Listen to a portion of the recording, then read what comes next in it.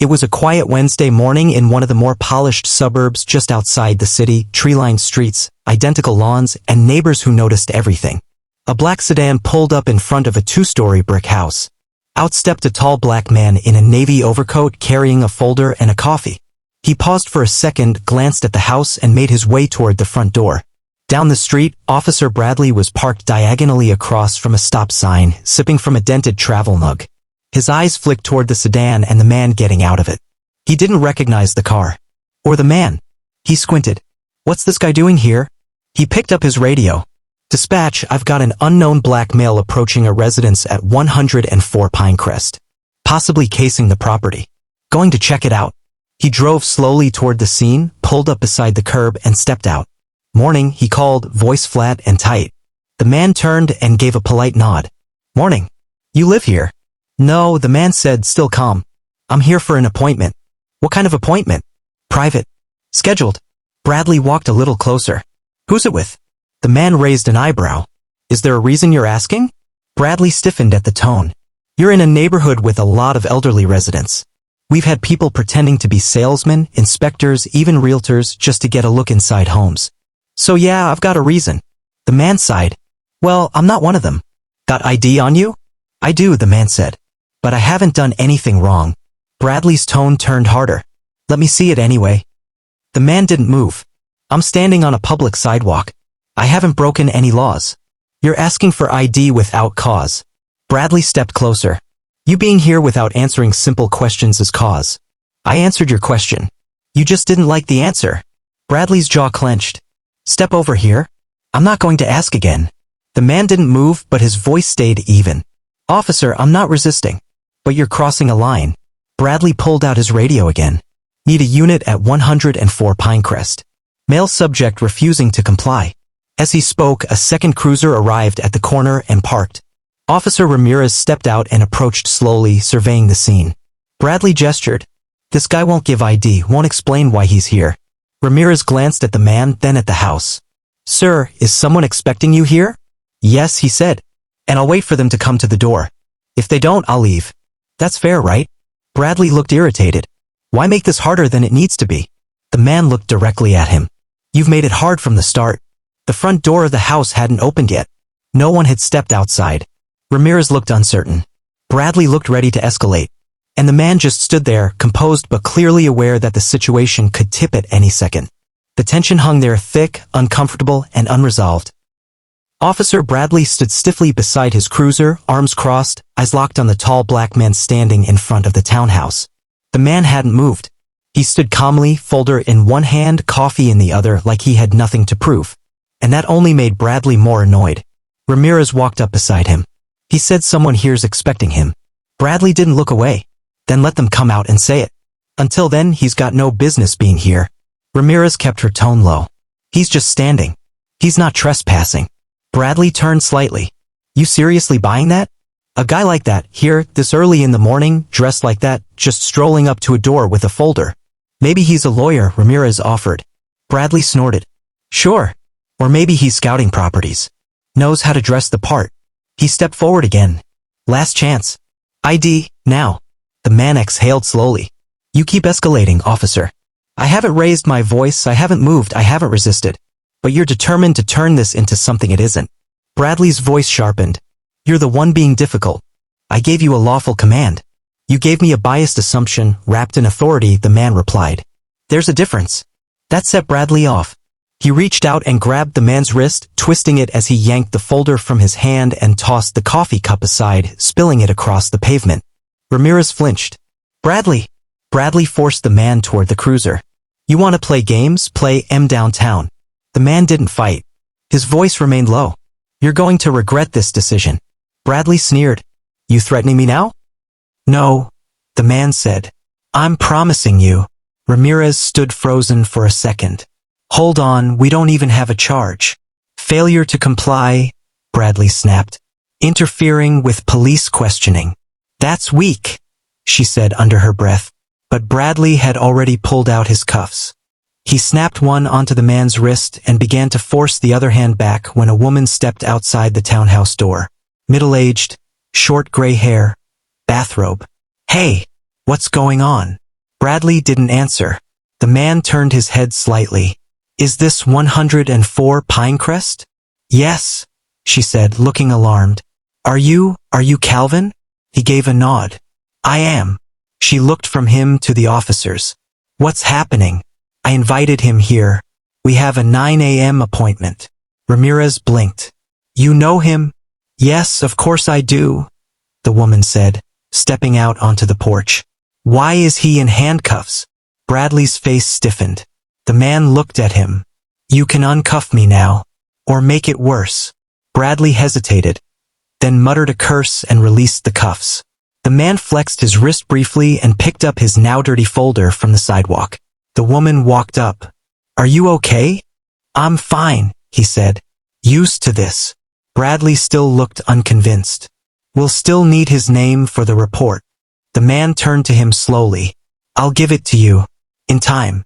Ramirez stepped away from the group, feeling the weight of the moment sink in. Something was off. The way this man carried himself. The way he didn't react with anger, but control. Something told her this wasn't just a regular citizen. And Bradley had no idea who he was dealing with. Bradley stood beside his cruiser, glancing over at the man who was now speaking quietly with the woman from the house. His hands were empty now, the cuffs lying on the pavement, a silent reminder of the moment where he'd crossed the line. The woman appeared visibly shaken but wasn't pressing any charges yet. Ramirez stood a few feet away, her arms folded across her chest, still watching. She wasn't sure what bothered her more, the way Bradley had handled the situation or the unnerving calm of the man who had just been detained. There was something about his composure that felt wrong. Like he knew something no one else did. The man had said he was fine, that he was used to this. But Ramirez wasn't sure if that was true or if he was just used to controlling situations like this.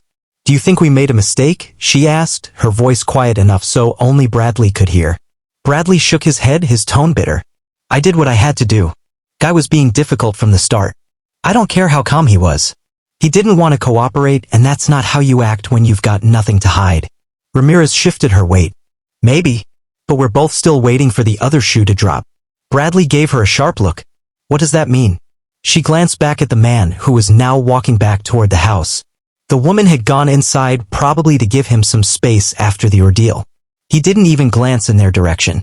His stride was steady, purposeful. It wasn't like someone trying to avoid embarrassment. He wasn't even remotely shaken by the fact that he'd just been handcuffed on a public street for no reason. I don't know, Bradley, Ramirez said slowly. Something's not adding up. He's too calm. Almost like he knew this was going to happen. Bradley scoffed. Maybe he's just used to being in charge. Maybe it's a power thing. Or maybe he's used to something bigger than this. Something deeper. Bradley didn't respond immediately. He just watched the man walk back to the house, his jacket flaring slightly with each step. His earlier arrogance now seemed like quiet confidence. Like he knew something Bradley didn't and probably never would. We still need to file a report, Bradley said finally, trying to break the silence. I'll make it clear we had a reasonable suspicion. His refusal to cooperate didn't help his case. Ramirez didn't reply right away. She was still staring at the man's retreating figure, her gut telling her there was more to this. And she wasn't sure if it was just a hunch or something she should have noticed earlier. She took out her phone and looked up the address again, just to be sure. 104 Pinecrest. She typed it in. Nothing extraordinary came up. But when she searched the name Calvin, her stomach dropped. No one had said his full name yet, but her phone returned a city government employee search listing the name Calvin Booker with a matching address, a listing for someone high up in the city's police department. She didn't immediately recognize the title, but the results were there, staring at her. Her pulse quickened. She glanced over at Bradley, who was talking to the dispatcher on his radio, clearly oblivious. She quickly closed her phone and shoved it back in her pocket just as the man turned around and re-entered the house. The morning wasn't over, but it already felt like the world had shifted under her feet. She walked toward Bradley, feeling a sense of dread creeping up her spine. Bradley, she said, her voice more urgent now. We need to get some answers before we file that report. Bradley looked up, annoyed. We already did everything we need to do. I'm not rewriting anything. She hesitated, her mind racing. You're going to want to know who you've been dealing with. The sun had climbed higher in the sky by the time Bradley and Ramirez finally left the scene. The car ride back to the precinct was silent, the weight of the morning's events pressing heavily on both of them. Bradley kept his eyes on the road, his grip tight on the wheel, while Ramirez sat with her arms crossed, still replaying the scene in her mind. Something doesn't sit right, Ramirez said finally, breaking the silence. Her voice was low, but there was an edge to it. That man. His demeanor. Everything about the way he handled himself, he knew. Bradley glanced at her, not fully understanding. He knew what? That you were gonna ask him for ID? No, Ramirez shook her head. He knew he was going to get detained. But he didn't care. That's what's bothering me. No one is that calm when they're about to get arrested for no reason. Bradley let out an exasperated sigh. Maybe he's just used to authority, all right? Maybe he's one of those guys who thinks he's above the law. Ramirez didn't buy it. I looked him up. His name's Calvin Booker. Bradley shot her a confused glance. So? Ramirez turned her phone screen to him. The search results were still open. Calvin Booker. Police Commissioner. Bradley blinked. What the hell are you talking about? I'm talking about the fact that we just detained the highest-ranking officer in the city's police department. The police commissioner, she said, her voice rising in disbelief. Bradley's grip on the wheel tightened. His stomach dropped as the realization hit him. He felt a wave of heat rush through him, a flush of humiliation mixed with fear. He ran a hand through his hair, trying to make sense of the situation. Wait, you're saying that was the police commissioner? And his words trailed off, the weight of his mistake crushing him. Ramirez didn't answer immediately. She stared out the window, her thoughts swirling. You escalated things too fast, Bradley. That man didn't do anything wrong. Bradley's voice was low, almost frantic now. But he didn't cooperate. He wouldn't give me ID. He refused to answer questions. That's not a crime, Ramirez said sharply. He didn't need to give you ID. He didn't need to explain himself. You had no right to detain him. Bradley's heart raced. But we thought he was suspicious. No, Ramirez replied, her tone tight with frustration. You thought he was suspicious. You let your own bias decide what was going on. Bradley clenched his jaw, feeling the heat of shame building inside him. He had made a rash judgment, and it had cost him. Not just professionally, but personally. He had made a decision based solely on a man's appearance. And now that man had every right to bring the full force of his power down on him. They arrived at the precinct in silence. But the weight of the situation hung heavily over both officers. Bradley was sweating, his mind racing through every detail of the encounter. He had just made a major mistake, and he had no idea how he was going to get out of it. As they walked into the building, Ramirez stopped him for a moment. Bradley, this isn't just about a bad call. You don't just arrest the police commissioner and walk away. There's going to be fallout. Bradley looked at her, his face pale. What do I do? You need to come clean, Ramirez said. Get in front of this, before it blows up in your face. Before Bradley could respond, the door to the captain's office opened. Captain Daniels stepped out, his eyes immediately locking onto Bradley. Bradley, Ramirez, get in here now. The tension in Bradley's chest tightened, and he followed Ramirez into the office. The door shut behind them with a finality that sent a chill down his spine. Captain Daniels didn't waste time. You two had an incident this morning. A big incident. Bradley's stomach dropped further. Sir, Captain Daniels raised a hand, cutting him off. I just got off the phone with someone very high up in the department, and I know exactly who you arrested this morning. Bradley froze, his eyes widening. The name he had feared to hear hung in the air like a cloud, threatening to consume him. You know who he is? Daniel's eyes were cold. You arrested Calvin Booker, the police commissioner, and now you're in deep shit. Bradley's mind raced. He was caught. There was no way out. The truth was out there, and it was worse than he had ever imagined. Ramirez's voice was steady, but it carried the weight of everything that had just happened. Captain, we need to figure out how to fix this. Daniels didn't respond immediately. His gaze was locked on Bradley, who felt the crushing weight of every second dragging him deeper into the mess he had made. And the worst part? It was just beginning. Bradley sat in the sterile office of internal affairs, the hum of fluorescent lights above him the only sound that filled the space. His palms were sweating, his head pounding with a mix of dread and frustration. Captain Daniels had walked him through the process, but nothing had made the situation any less real. You realize the gravity of what you did, right? Daniels had said back at the precinct. His voice had been calm, but there was a chill beneath it. You arrested the police commissioner. For no reason. You've put the entire department in a difficult position. Bradley had nodded, but the words hadn't fully sunk in until now. Now, sitting in front of a table that felt like a prison bar, the door to the office shut behind him and all he could hear was the pounding of his heart. Ramirez had been summoned to a separate room, leaving Bradley alone. The cold, clinical nature of the IA office only served to remind him of his isolation. He wasn't sure what was worse, knowing he had made a massive mistake or knowing that there was no way to undo it. The door clicked open and a man in a sharply pressed suit stepped inside. His name was Detective Simmons and his reputation had preceded him. He was known for getting to the bottom of everything and making sure no one got away with anything. Bradley, Simmons said, his voice like steel. Let's get this over with. Bradley swallowed hard, his voice hoarse. I didn't know who he was. I didn't know it was him. Simmons sat down across from him, his eyes narrowing. You think that's an excuse? You've got a duty to follow the law, Bradley. It doesn't matter who he is. I didn't do anything wrong, Bradley said, almost pleading. He didn't show ID, he didn't cooperate. He was acting suspicious and I had to do my job.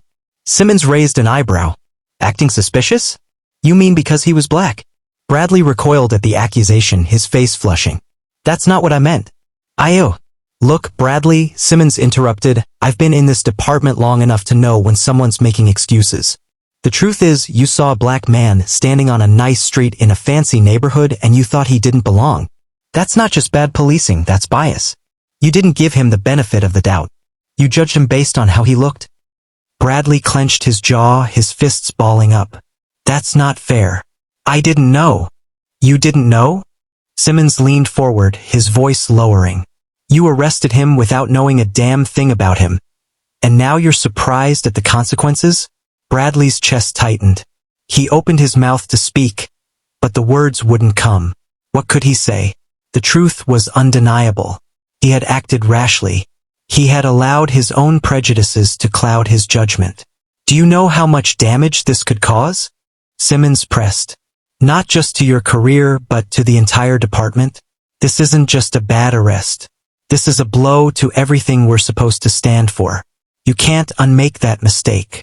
Bradley nodded, his gaze dropping to his hands. I didn't mean for it to go this far. You didn't mean for it to go this far? Simmons repeated, incredulous. Well, it did. And now you're going to have to deal with the fallout. There was a long silence between them, the tension thick. Bradley felt trapped, like there was no way out. He had made a decision in the heat of the moment, and now he was paying the price.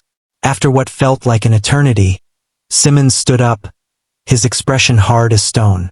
You'll be suspended while the investigation plays out. Don't think for a second that you're going to get off easy. And if it turns out there's more to this than what you're telling me, I won't hesitate to make it worse. Bradley watched him leave, the door shutting behind him with a thud. It was the sound of finality, and it hit him harder than he expected. His career, his reputation, it was all slipping away. He could already feel the weight of what was coming. News would leak. There'd be questions. The commissioner would demand answers.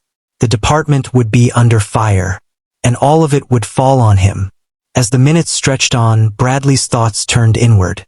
He thought about his family, his friends, and the years he had spent in the force. Was it worth it? He had spent his life trying to protect people, but today he had failed miserably. But in the back of his mind, another thought kept resurfacing. Who was Calvin Booker? It didn't make sense. He had no idea why the man had been there in the first place, or why he hadn't mentioned his title. It felt like there was a bigger picture here. One that Bradley hadn't even started to see. And then the phone rang. Bradley jumped, his heart thumping in his chest. It was a simple message. Report to the chief's office. Now. Bradley walked into the chief's office with the same sinking feeling he had been carrying all day. The door clicked shut behind him, and for a moment there was nothing but silence. Chief Henderson sat behind his large, mahogany desk, his hands steepled, his eyes fixed on the file in front of him. The room was cold, the only warmth coming from the sharp, direct way the chief looked at him. Sit down, Bradley, Chief Henderson said, his voice low and commanding. Bradley took a seat, his body stiff. He could feel the sweat on his palms, the knot in his stomach. This was it, the meeting that would determine whether or not he had a career left after this morning. You know why you're here, Henderson began. It wasn't a question but a statement. He didn't need to ask. They both knew exactly why Bradley was sitting in front of him. I made a mistake, Bradley said, his voice unsteady. I didn't know it was him. I didn't. You didn't know it was the police commissioner? Henderson interrupted, leaning forward. How do you not know it was the police commissioner, Bradley? Bradley opened his mouth, but the words caught in his throat. I didn't see his ID, I didn't know. I assumed. Henderson cut him off again. You assumed? That's your excuse? You're a cop, Bradley. You're supposed to know. You've been on this force long enough to know better. Bradley swallowed hard. I was wrong. I admit it. I shouldn't have arrested him. I should have handled it differently. But it didn't feel right. I was just doing my job. Chief Henderson leaned back in his chair, letting out a heavy sigh. You think arresting the police commissioner for no reason is just doing your job? This is not some routine situation you can just chalk up to mistakes happen. This isn't just an incident. It's a failure. A major one. Bradley felt the weight of the chief's words like a physical blow. He looked down at his hands, feeling the crushing realization sink in. The damage had been done. There was no taking back what had happened. Henderson continued, his voice hard. You've put the entire department in jeopardy. Do you know how much this could cost us? The lawsuits, the media backlash? Do you know what happens when you mess with someone like Calvin Booker? Bradley's heart skipped a beat. The name felt foreign coming from Henderson's mouth. It wasn't just a slip of the tongue anymore, it was real. He had arrested the police commissioner, and now the ramifications were about to hit full force. Bradley clenched his jaw, the bitter taste of regret rising in his throat. I didn't know. I didn't. I don't care about what you didn't know, Bradley, Henderson snapped. What matters is what you did. You made a call based on nothing but your own assumptions. And now you've got a big problem on your hands. Bradley was silent, the realization dawning on him just how big the problem was. This wasn't just about a bad decision, this was about everything he had built falling apart. His career, his reputation, his future, gone in an instant. Henderson stood up and walked around the desk, his shoes clicking sharply against the tile. He paused in front of Bradley, his tone no longer sharp but laced with something else. You need to think about your next steps carefully, Bradley. This isn't a slap on the wrist kind of situation. It's not just about your job. It's about whether you even deserve to wear that badge anymore. Bradley swallowed hard, the weight of Henderson's words pressing down on him like a vice. The chief's voice softened, but it still carried the weight of finality. You'll be suspended indefinitely pending the outcome of an internal investigation. I'll be in touch.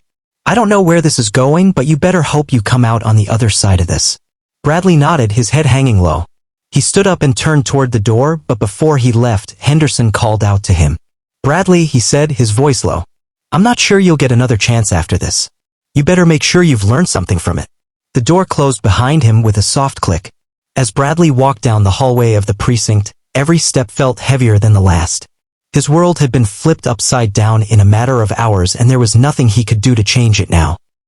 The following days felt like a blur.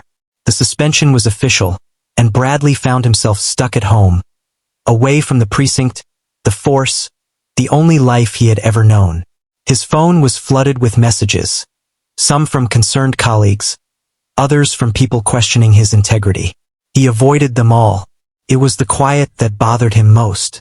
The silence in his apartment was deafening, a constant reminder of the mess he had made. The first night after the suspension, he couldn't sleep, tossing and turning, replaying the events in his mind over and over again. What had gone wrong? Why had he made that call? He had been a cop for 6 years. Dedicated to the job, always following the rules. But in an instant, his career had come crashing down. And it wasn't just about him anymore. He had let his entire department down.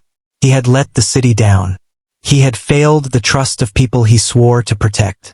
But as the days dragged on, Bradley began to think about what had happened. About Calvin Booker. It wasn't just a bad decision anymore. There was something deeper, something he hadn't seen in the moment. He had assumed the worst of Booker simply because of the way he looked. He had made an assumption that most people in his position wouldn't have dared to make. And now he was paying the price for it. Then the call came. It was from Ramirez. She hadn't left him alone since the incident, checking in on him, making sure he was holding up. Bradley, she said, her voice calm, but with an edge of concern. You need to get down here. The chief wants to see you. It's about Booker. Bradley's stomach churned. He didn't know what to expect anymore. He had no idea if this was going to be a second chance or just another reminder of his failure. He agreed to meet Ramirez and headed straight to the precinct. When he walked into the office, Chief Henderson was already sitting behind his desk, his hands folded in front of him. The usual cold demeanor was gone. There was something else in his eyes now, something unreadable. "Sit down, Bradley," Henderson said, his voice flat. Bradley took a seat, his heart pounding in his chest. He was waiting for the hammer to drop. He didn't even know what he was walking into. "You've been suspended," Henderson began. "But it's not permanent. You've got a chance to redeem yourself, but it's not going to be easy." Bradley felt a flicker of hope, but he didn't dare get his hopes up too high. "The department is undergoing an internal investigation," Henderson continued, "and we're going to be making a lot of changes. But here's the thing, Bradley. People make mistakes. It's how you handle them that matters." Bradley sat up straighter, a spark of understanding beginning to form. "What do you mean?" "I mean this is bigger than just you," Henderson replied. "It's about the department. We can't afford to lose trust. But we can rebuild it. And if you're willing to face what happened, face your biases head-on, and work through it, we can move forward together." Bradley nodded, his mind racing. He hadn't expected this. He thought his career was over. But now there was a sliver of hope, one that came with conditions. He would have to work harder, prove that he could be better, not just as a cop, but as a person. "Get yourself together," Henderson said, standing up. "We're going to put you through training. You'll be reassigned to a different unit. This is your second chance, Bradley. Don't waste it." As Bradley left the office, his mind was buzzing. There was no guarantee that he would succeed, but for the first time since that day, he felt like he might have a future in the force again. It wasn't going to be easy. It wasn't going to be fast. But he had learned something. Something that could change him. It wasn't just about what happened, it was about why it happened. He was going to make sure he never let bias cloud his judgment again. What do you think? Can Bradley redeem himself? Or, is it too late for him? What would you have done differently in his position? Drop your thoughts and comments below. Let's discuss.